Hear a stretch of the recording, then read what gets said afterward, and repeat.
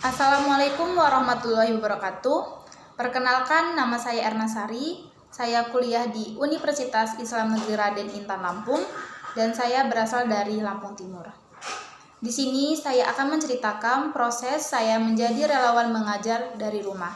Sebelumnya, saya akan menjelaskan ulasan tentang kebijakan Merdeka Belajar Kampus Merdeka. Program Merdeka Belajar adalah program kebijakan baru Kementerian Pendidikan dan Kebudayaan atau Kemendikbud Republik Indonesia. Ada 4 pokok kebijakan baru Kemendikbud RI, yaitu yang pertama, ujian nasional akan digantikan oleh asesmen kompetensi minimum dan survei karakter. Asesmen ini menekankan kemampuan penalaran literasi dan numerik yang didasarkan pada praktik terbaik tes PISA. Berbeda dengan ujian nasional yang dilaksanakan di akhir jenjang pendidikan, asesmen ini akan dilaksanakan di kelas 4, 8, dan 11.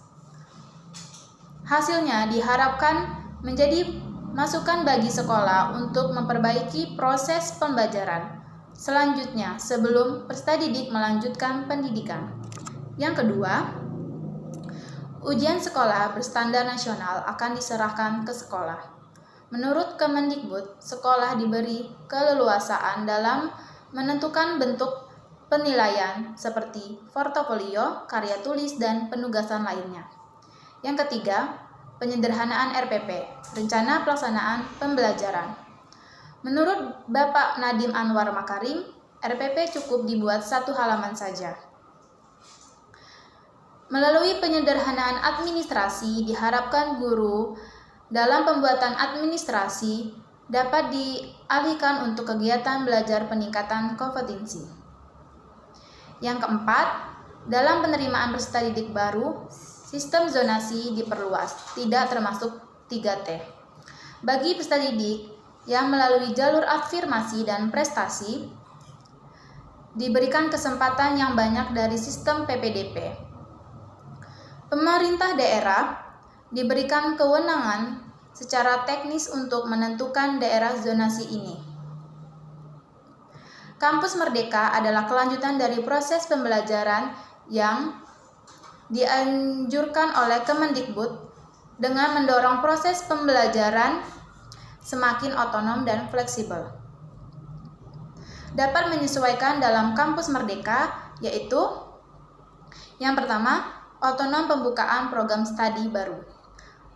Hal tersebut diberikan kepada perguruan tinggi yang memiliki akreditasi A dan B. Perguruan tinggi harus menjalin kerjasama dengan perusahaan berkelas dunia. Yang kedua, sistem akreditasi perguruan tinggi. Proses akreditasi akan disederhanakan dengan program ini. Program ini bersifat otonomis dan sukarela bagi yang membutuhkan serta mengurangi beban administrasi proses akreditasi. Yang ketiga, kebijakan untuk menjadi perguruan tinggi badan hukum. Kebijakan ini membantu kemudahan bagi perguruan tinggi, badan layanan umum, dan satuan kerja yang berminat menjadi perguruan tinggi badan hukum tanpa adanya pengurangan subsidi pemerintah. Yang keempat, hak belajar 3 semester. Mahasiswa dapat mengambil SKS sebanyak 1 semester di jurusan berbeda dalam perguruan tinggi yang sama. Mahasiswa dapat memilih jenis kegiatan yang akan dilaksanakan selain belajar di kelas. Program ini bertujuan menciptakan budaya belajar yang mandiri, pintar, disiplin, berdampak sosial, dan pemecahan masalah secara langsung, sehingga mahasiswa mendapatkan pengalaman yang berharga dalam pendidikannya. Wabah COVID-19 saat ini belum saja mereda.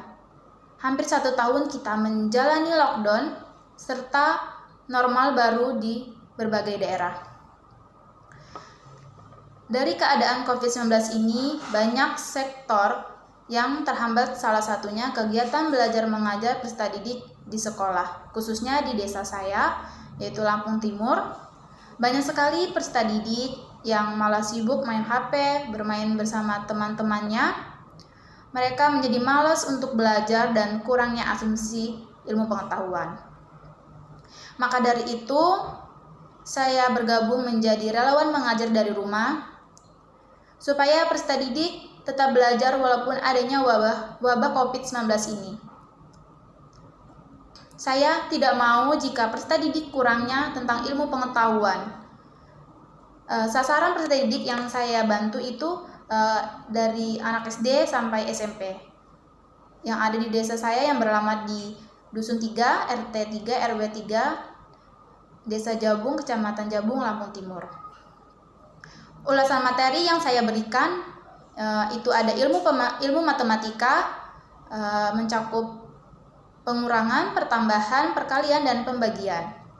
Untuk materi SMP-nya itu materi sistem persamaan linear 1 variabel dan sistem persamaan linear 2 variabel. Dan saya juga menerapkan aturan 3M, yaitu menjaga jarak, mencuci tangan, dan memakai masker dalam kondisi COVID-19 ini. Metode yang saya gunakan, saya menjelaskan materi secara langsung. Setelah itu peserta didik mendengarkan, dan saya memberikan soal ke peserta didik dan peserta didik mempraktekkan aturan 3M tersebut. Adapun dokumentasi saat saya mengajar dari rumah, foto yang pertama ini, saya menjelaskan pentingnya menggunakan masker ketika keluar rumah. Saya juga memberitahu aturan 3M, yaitu mencuci tangan, memakai masker, dan menjaga jarak. Gunanya untuk kesehatan kita supaya terhindar dari wabah COVID-19. Foto yang kedua ini, yang di atas, saya menjelaskan materi perjumlahan seperti pertambahan anak SD 1 tambah 1, 2 tambah 2. Peserta didik sangat antusias mendengarkan dan sangat semangat dalam belajar. Foto yang ketiga ini, saya melanjutkan materi pengurangan, yaitu tentang matematika.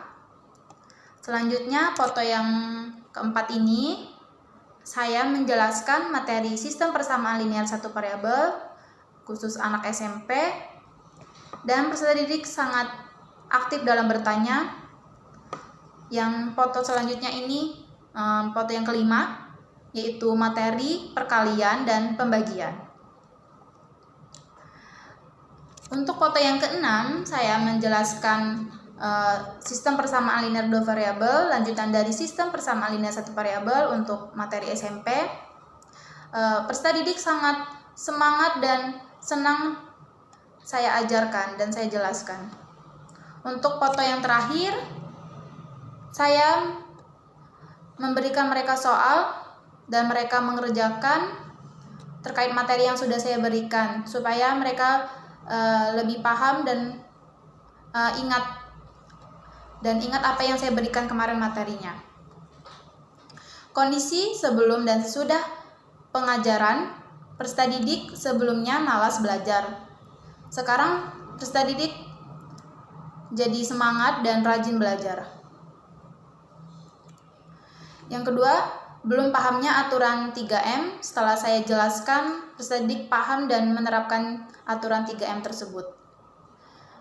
Yang ketiga, peserta didik kurang tentang ilmu pengetahuan.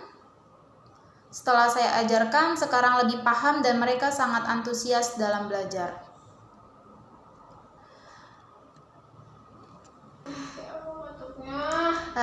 Terima kasih, semangat untuk relawan yang mengajar dari rumah, dan semangat juga untuk peserta didik yang diajarkan oleh relawan. Jangan pantang menyerah, kalian pasti bisa belajar dari rumah. Sekian penjelasan dari saya dan cerita saya terkait saya menjadi proses mengajar dari rumah. Saya akhiri. Wassalamualaikum warahmatullahi wabarakatuh.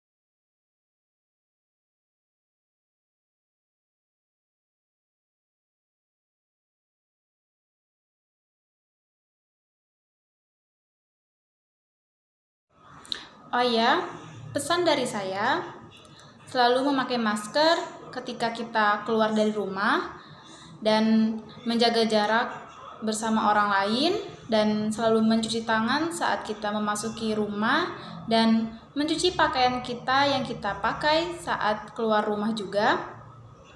Tetap semangat, jaga kesehatan, jaga pola makan. Untuk peserta didik, tetap semangat belajar di rumah, jangan pantang menyerah, selalu rajin membaca buku, mengerjakan tugas-tugas yang diberikan. Kalian pasti bisa menjalani ini semua di tengah wabah COVID-19 ini. Semoga kalian menjadi anak yang pintar, cerdas, dan berbakti kepada orang tua.